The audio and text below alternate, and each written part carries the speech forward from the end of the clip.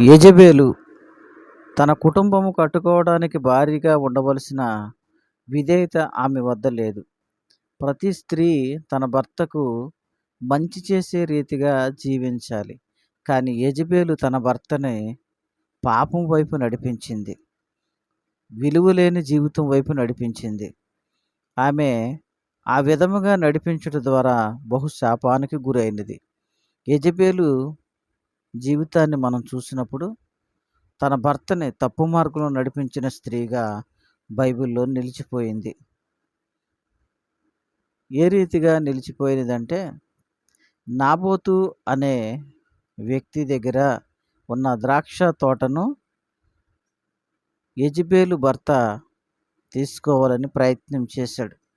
కానీ అది విఫలం చెందినప్పుడు ఆ యొక్క పరిస్థితుల్లో ఆ నాబోతుని ఏ రీతిగా తప్పించినది అనేది మనం బైబిల్ ద్వారా చూడొచ్చు.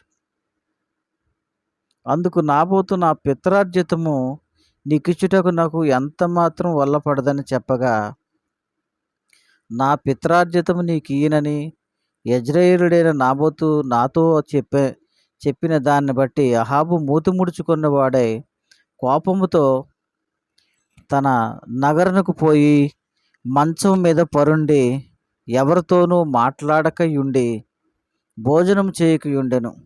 అంతటా అతని భార్య అయిన యెజెబెలు తన భర్త దగ్గరికి వచ్చి, నీవు మూతి ముడుచుకొని ఎందుకు ఉన్నావు అని అడిగినప్పుడు అతడు ఆమెతో చెబుతున్నాడు. అతడు ఆమెతో ఇట్లనెను, నీ ద్రాక్ష తోటను క్రయమునకిమ్మని లేక నీకు అనుకూలమైన యెడల దాని మారుగా మరి యొక్క ద్రాక్ష తోట నీకిచ్చితినని యెజ్రెయేలీయుడైన నాబోతు నేను చెప్పగా, అతడు నా ద్రాక్ష తోట నీకియ్యనెను. అందుకు అతని భార్య యెజెబెలు ఈ రీతిగా మాట్లాడుచుంది, ఇశ్రాయేలీలో నీవిప్పుడు రాజ్య పరిపాలన చేయటం లేదా? నీవు రాజువు కాదా? లేచి భోజనం చేసి సంతోషముగా ఉండు. నేను యెజ్రెయేలుడైన నాబోతు ద్రాక్ష తోట నీకిప్పించదనని చెప్పింది. అతడు అంతటితోటి ఆ విషయాన్ని పక్కన పెట్టి తన జీవితాన్ని కొనసాగిస్తున్నాడు. అహాబు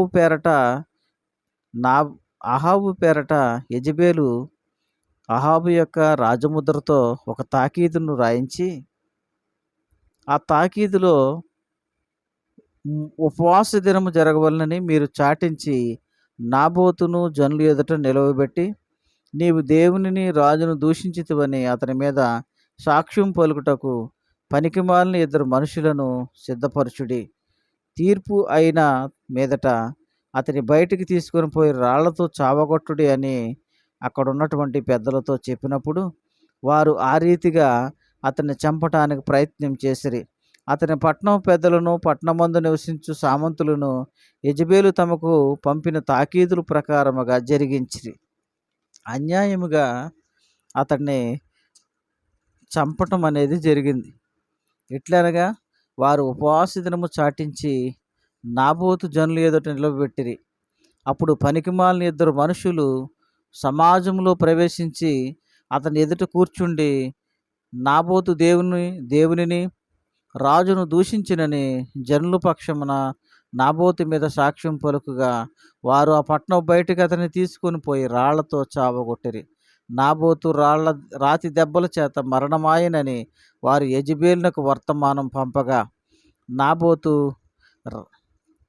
రాతి దెబ్బల చేత మరణమాయనని యెజెబెలు విని, నాబోతు సజీవుడు కాడు, అతడు చనిపోయిన గనుక నీవు లేచి యెజ్రెయేలుడైన నాబోతు క్రయమునకు నీకియ్య నల్లని ఆ ద్రాక్ష తోటను స్వాధీనం చేసుకునమని అహాబుతో చెప్పగా, నాబోతు చనిపోయినని అహాబు విని లేచి యెజ్రెయేలుడైన నాబోతు ద్రాక్ష తోటను స్వాధీనపరచుకొనబోయెను. అప్పుడు యెహోవా వాక్కు తిష్బీయుడైన ఏలీయాకు ప్రత్యక్షమై ఇలాగ సెలవిచ్చెను. ఏలీయా అహాబుతో మాట్లాడుచున్నాడు. నీవు అతని చూచి ఇలాగ ప్రకటించుము, యెహోవా సెలవిచ్చినదేమనగా, దీన్ని స్వాధీనపరుచుకొను నీవు నాబోతును చంపితివి కదా. యెహోవా సెలవిచ్చినదేమనగా, ఏ స్థలమందు కుక్కలు నాబోతు రక్తమును నాకెనో ఆ స్థలమందే కుక్కలు నీ రక్తమును నిజముగా నాకునని అతనితో చెప్పెను.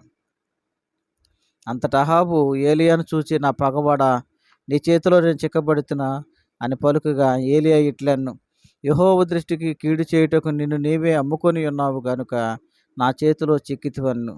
అందుకు యెహోవా ఇలాగ సెలవిచ్చును, నేను నీ మీదికి అపాయం రప్పించెదను, నీ సంతతి వారిని నాశనం చేతును అని పలికినప్పుడు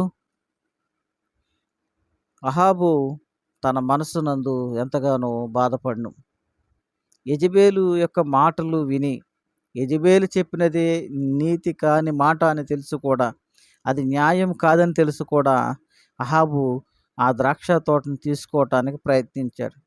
చివరికి యెజెబెలు ఏదైతే తప్పు చేసిందో ఆ తప్పుని బట్టి దేవుడు ఆమెను శిక్షించెను. భయంకరమైన మరణమునకు ఆమె గురి అయ్యెను. నీ భర్తను నీవు రాజుగా గౌరవిస్తే నీవు రాణిగా ఆనందంగా అనుభవించేదానివి. కానీ యెజెబెలు తన భర్తని ఒక రాజుగా చూడకుండా ఒక మోసగాడిగా చిత్రించింది. ఆయన్ని తప్పు మార్గంలో నడిపించింది. చివరికి రాణిగా ఉండవలసినటువంటి యెజెబెలు నీచమైన చావుని చూసింది. కనుక యెజెబెలుని చూసి మనం నేర్చుకోవలసింది ఏమిటంటే, మన యొక్క జీవితంలో మీ యొక్క భర్తలని ఒక మంచి మార్గంలో నడిపే స్త్రీలుగా మీరుండాలి. ఆయన్ని సరైన మార్గంలో నడిచే విధంగా మీరు నడిపించాలి. ఒకవేళ వారు తప్పు మార్గంలో వెళ్తే వారిని సరిదిద్దవలసిన వారిగా మీకు ఆ యొక్క బాధ్యత ఉన్నది.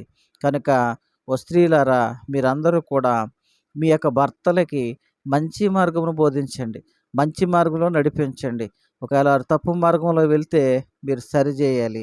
అంతేగాని యెజెబెలు వలె భర్తని చెడు మార్గంలో నడిపిస్తే దానికి తగిన ప్రతిఫలం ఖచ్చితంగా అనుభవించవలసి వస్తది.